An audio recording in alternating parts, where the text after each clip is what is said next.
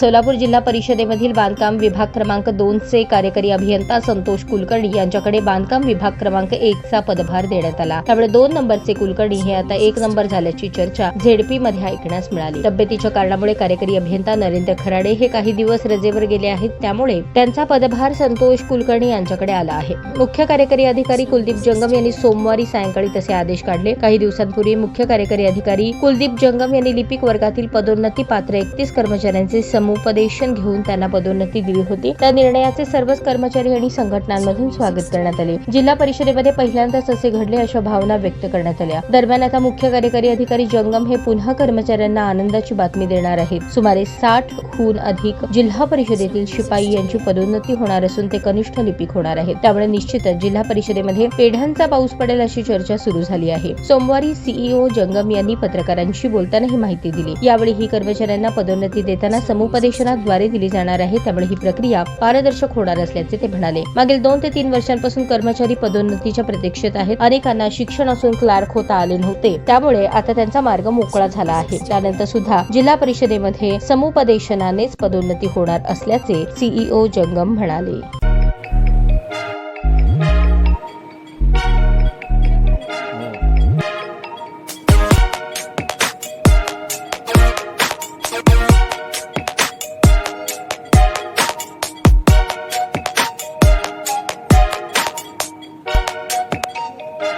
सोलापूर शहरातील सुप्रसिद्ध हॉस्पिटल म्हणजे सेंट्रल मल्टी स्पेशालिटी हॉस्पिटल मागील अनेक वर्षापासून सेवा बजावत आहे। 24 तास इमर्जन्सी सर्व्हिस, मॉडर्न टेक्नॉलॉजी, अनुभवी डॉक्टर्स तसेच अत्याधुनिक तंत्रज्ञान सुविधांनी सुसज्ज स्त्रीरोग प्रसूती विभाग, ऑर्थोपेडिक विभाग, मेडिकल विभाग आणि इतर एकमेव नाव म्हणजे सेंट्रल मल्टी स्पेशालिटी हॉस्पिटल।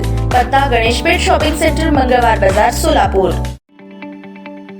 ताज्या बातम्या पाहण्यासाठी प्राईम महाराष्ट्र न्यूज चॅनलला सबस्क्राईब करा।